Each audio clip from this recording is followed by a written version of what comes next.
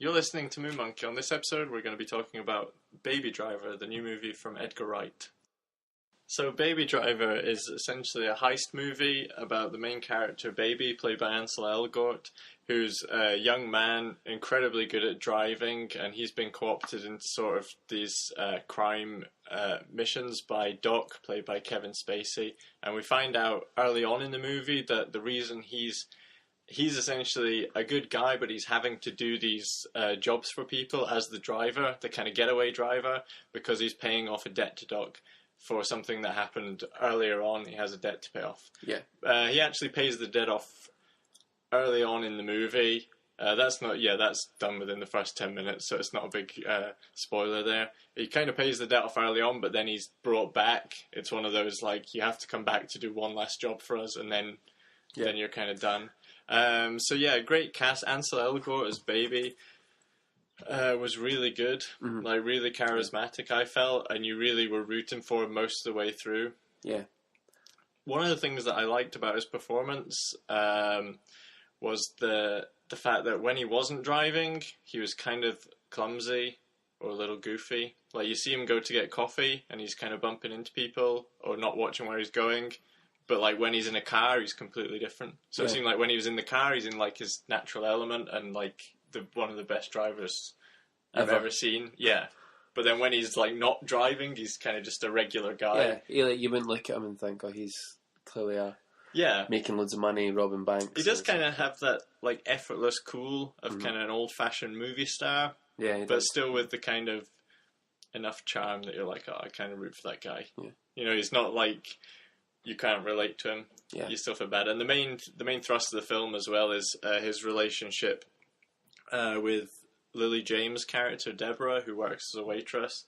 And essentially they have a romantic relationship.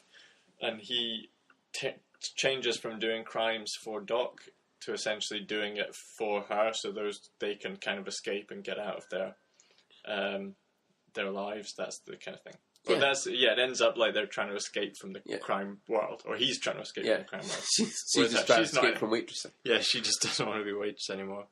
But also what was good was the relationship with him and his stepdad. That was quite cool as well. Oh, yeah. So he had a deaf stepdad, or... C.J. Jones, playing Joseph. And that was some of my favourite moments as well, because he'd be at home after he'd done his heist, and he'd come back and he'd be like making a peanut butter sandwich for him. Or whatever, and that was just nice moments where they'd sit and listen to records and talk about what's going on in there Baby's were a lot of tender life. moments because he was deaf. Yeah, he was deaf, so they're having to communicate through sign language, which was quite interesting. Again, it's one of those things where obviously the writing of it and the script worked all the way through, because there was the whole theme of music, and then he was deaf, so it's like hearing and listening. Yeah. And that was like a really important thing. And that just brought it home to you, the fact that he was deaf. And it's like, oh, music's such an important part of this world. Yeah. But yeah, there are a lot of like great actors in there as well. Kevin Spacey, who plays Doc, as a kind of crime overlord. Like, he's pulling all the strings behind the scenes. Yeah, he's probably in it one of the least amount of most of the characters. But whenever he's on screen, he's very good. And he really... brings it in. You believe like he's controlling a criminal underworld. And you've got Jamie Foxx playing a character called Bats, who's typical kind of arrogant gangster style character. Just involved in kind of armed robberies a lot, incredibly violent, and you kind of every time he's involved, you're always thinking, oh, anything can happen. Yeah, it's kind of dangerous because he'll just gun people down for seemingly no reason. He's not worried about killing people. John Hamm is the other guy, Buddy, who's involved with them, and his wife, not his wife, is Isaac Gonzalez, who plays Darling, his girlfriend. Girlfriend. Also Flea from Red Hot Chili Peppers. He's in it briefly. Yeah, he's a really funny character. And the other guy, Lanny June, plays JD. They're in it briefly. Yeah. You kind of have like a good balance here of comedy and thriller. You miss John Bernthal. And John Bernthal. How could I have forgotten? There's like a good balance of comedy and thriller here, I thought. Like a lot early on where it was like laugh out loud lines, especially with like Flea. Like that heist, because there's a lot of funny moments. I think some are in the trailer where they get the wrong masks to go and do the armed robbery. Yeah. They mistake Michael Myers from Halloween for Mike Myers, the actor Mike Myers. It is very well written, and I think like the interactions with all the like the thieves and stuff is some of the best stuff. Yeah. And they're just sitting planning the job, and they're all interacting, and there's some of the best lines in there, I think. Too. Yeah, there's a definite sense in which this is an Edgar Wright film. Anyone who's fans of his previous films, with Simon Pegg, kind of Shaun of the Dead and Hot Fuzz and things, this definitely has some of the same styles. There's even some shots where you can kind of see, such as close-ups on when they're touching the like elevator buttons. Like there's a certain way that Edgar Wright edits films. He has his own style. That definitely is like recognizable.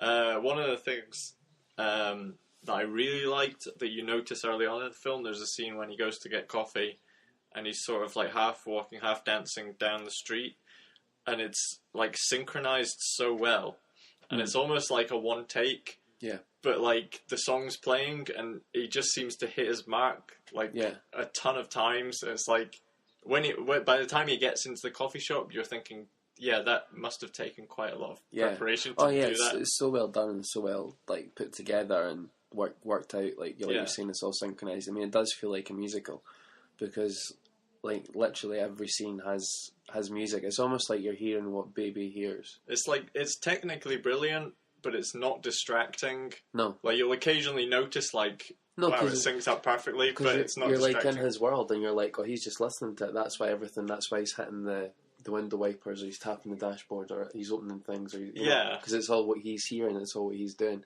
And it's even like I think the moments where he takes out his headphones, you hear like the ringing of the tinnitus or whatever.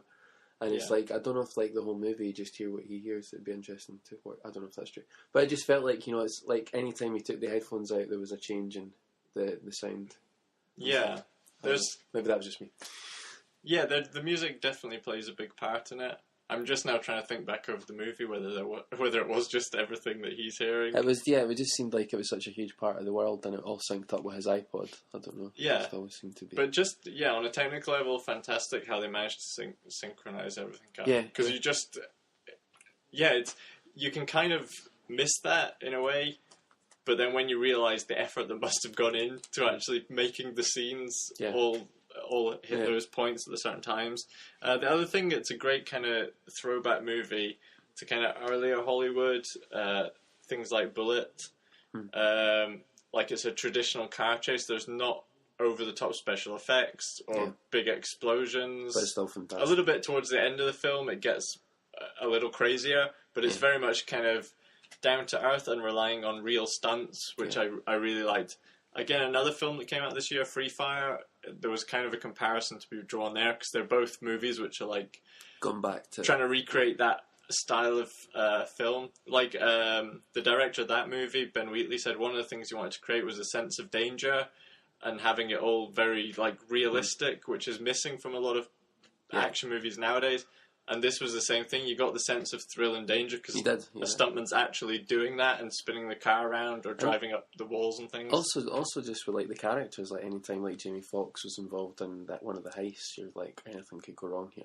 Yeah, and stuff, and you just generally you really just cared about like Baby because you were like, what's going to happen to him? He's not a bad guy. He's really a good guy. Yeah, he's involved in this horrible world, but he's just a good guy. And you want to see him do all right. You want to see him get out of it. As well, I think that had a lot to do with the writing. Yeah, as well, because you just cared about these characters as well. Like as well as it being really down to earth and gritty, it was also just like they invested in the characters and you cared about them too. Yeah, it's almost like it's one of those films which makes you wonder why more people can't do it. Because when you see it done like this, it seems so simple and so kind of common sense to put the characters at the heart of it.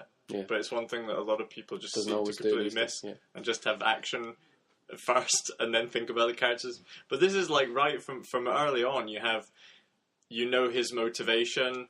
Like you see him and Kevin Spacey's relationship, you see his relationship with the waitress, like from very early on, and him with his stepfather. So it's right away you know exactly where this character is and who he's working for and who he's working against and what he has to achieve by the end of the film.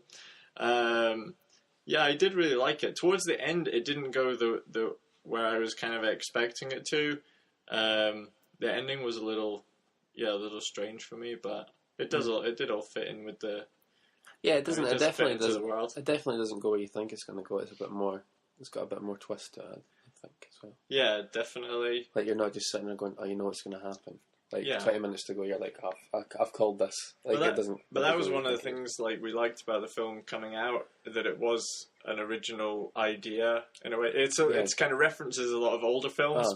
But it's not a franchise, it's not a sequel, it's a brand new kind of property that you've never seen the characters in this world before. And that's what I've really missed, because we've seen so many blockbusters and so many big budget things, and I was just like, just like driving about, referencing Bullet. And, you know, I mean, as a film about a character called Baby who has tinnitus, and, you know, I mean, on paper it sounds awful, but it's not. Like, if you're like, Baby Driver, you're like, what's that about? But it works really well, and it's also just fantastic. I would say less so, like, than Fast and the Furious. This, like, I'm not a big fan of cars or driving or anything like that, but the film doesn't really rely on you being a big fan of, like, a big petrol head or a car fan. It's just entertaining stunts that happen to be done in a car. And like a lot of people have said, it's kind of like a musical, so like the fact that he's in a car is kind of incidental. It's the action and the way that it's put together that really makes it. So yeah, overall, I would highly recommend everyone to go see this film. A great kind of feel good summer action film. The Sound of the Summer, the Baby Driver soundtrack. No, I really liked it. It's very funny.